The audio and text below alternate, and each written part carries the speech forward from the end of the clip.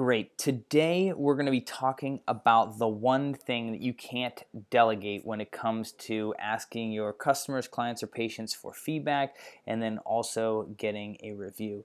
And that one thing is the actual ask, the asking action for them to give you that feedback or to ask them to give that review.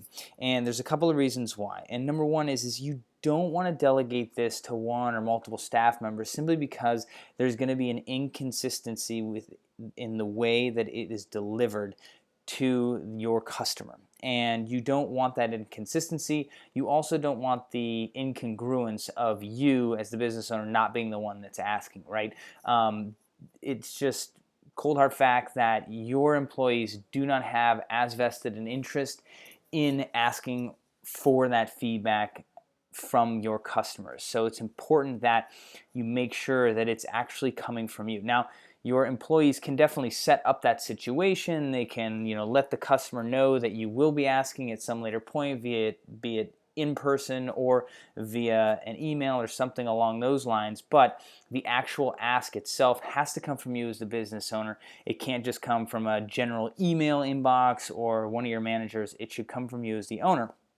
And the reason is because your title carries a lot of weight, and you want to leverage that to actually get to the heart of the truth in terms of what the customer's experience has been with you.